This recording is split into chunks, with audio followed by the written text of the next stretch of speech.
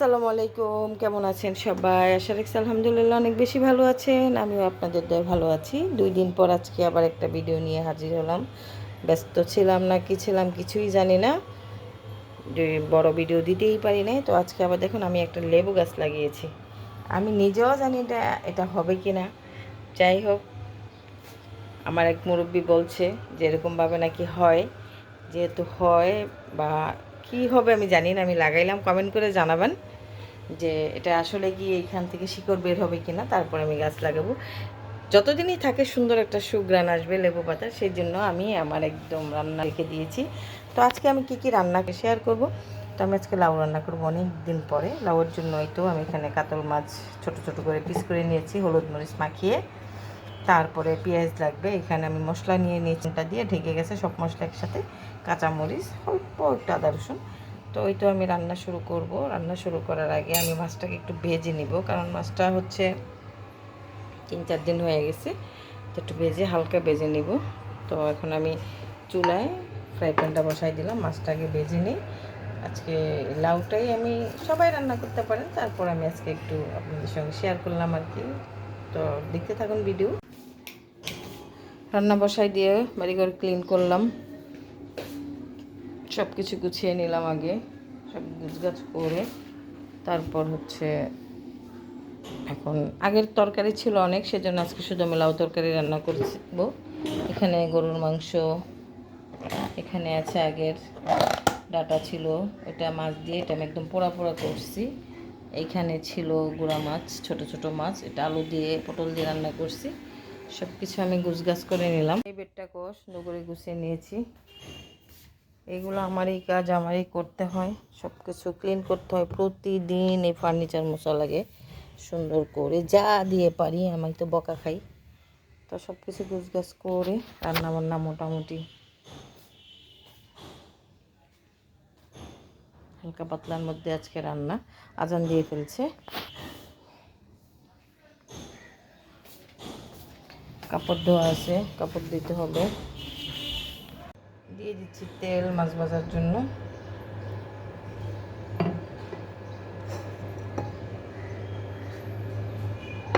তেলটা একটু গরম হোক।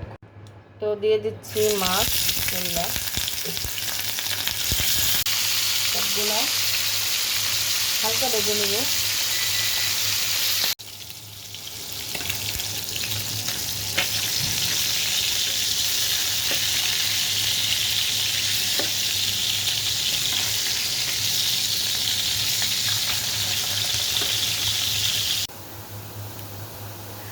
লাউয়ের পেঁয়াজটা একটু ভেজে নেই।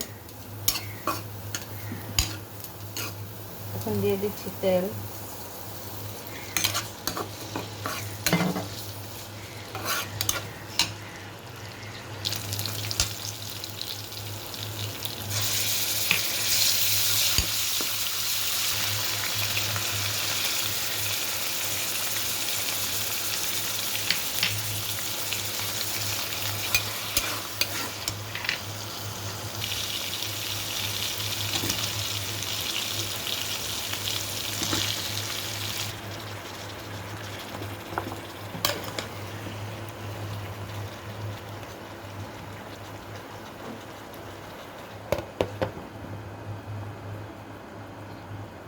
লাউটা সিদ্ধ হয়ে গেছে।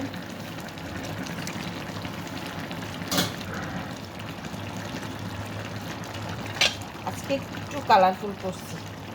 লাউ সবসময় সাদা সাদা টাইপের করি, একটু কালারফুল করলাম। সিদ্ধ হয়ে গেছে।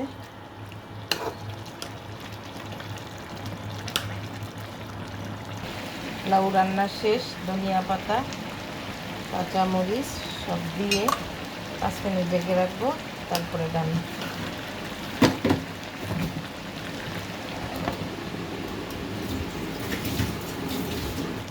লাউটা একদম কমপ্লিট হয়ে গেল, দেখুন সুন্দর হচ্ছে।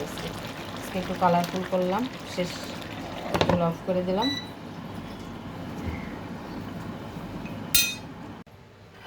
আমার এই পাতিলটা নিয়ে কেউ কোনো কথা বলবেন না, এটার মধ্যে আমার অনেক ভালো লাগে রান্না করতে। তো এখানে আমি এখন নুন দিয়ে বেলে মাছ রান্না করব, ছোটোটা। তো এখানে আদা, হালকা রসুন, পেঁয়াজ, তারপরে কাঁচামরিচ, ধনিয়া গুঁড়া, মরিচ গুঁড়া সব কিছু দিয়ে আমি এটাকে সুন্দর করে একটু মাখিয়ে নিচ্ছি। এটা মাত্র 10 মিনিটও লাগবে না। এটাকে মাখিয়ে নিলে তাহলে সুন্দর হয়, আর এই যে পেঁয়াজটা তাকায় তাকায় থাকে সেটা হয় না।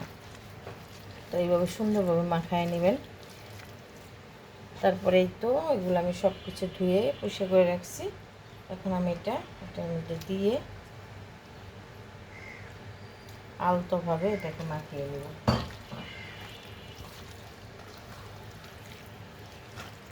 হয়ে গেছে মাখানো, একদম একদম আলতোভাবে এটাকে মাখিয়ে অল্প পানি দিতে হবে, একদম চচ্চড়ির মতো হবে। সবাই পারেন, তারপর আমি আমার মতো করে যে রান্না করি সেইটাই আমি দেখাচ্ছি। আমি শুধু এই তো নানি দাদিরা বলতো যে হাতে মাখানো এই হাত ধোয়া পানিটা দিলে নাকি তরকারি অনেক স্বাদ হয়। তো এই তো হাত ধোয়া পানিটাই আমি এখানে দিয়ে দিলাম। তো শেষ।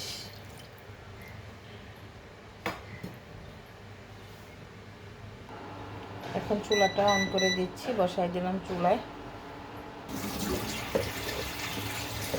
ঢেকে দিলাম। লাউ রান্না শেষ। খেতেও মজা হয়েছে, আমি একটু টেস্ট করেছি, আর দেখতেও মাশাআল্লাহ হয়েছে। এই আর কি। তো কারা কারা, লাউটা সবারই পছন্দ। তো যাই হোক, এই তো ন্যাচারাল গাছ থেকে লেবু পাতা ছিঁড়ে তারপরে তরকারিতে দিব।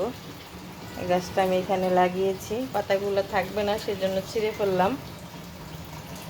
এখানে লেবু পাতা, ধনিয়া পাতা আর আবার একটু কাঁচামরিচ সব কিছু দিয়ে হালকা করে একটু নেড়ে দিচ্ছি যাতে না ভাঙে। এত সেন্সিটিভ মাছ এটা, বাবারে বাবা।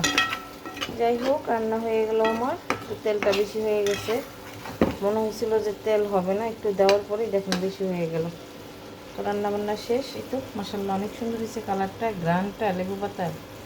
লেবু পাতা দিয়ে সব গুঁড়া মাছগুলো খেতে ভীষণ মজা লাগে। আজকে রান্নাবান্না ভাত, লাউ, গরুর মাংস, ছোট বেলে মাছ আর মলা মাছ, লেবু আছে সঙ্গে, এই আর কি। একটু সাজিয়ে নিলাম।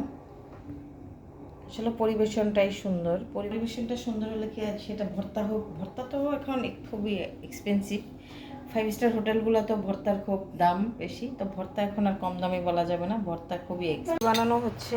এগুলা 1 সপ্তাহ রুটি এভাবে বানিয়ে করে, যে এটা একটা ছেঁকা দিয়ে এইভাবেই ছেঁকবো,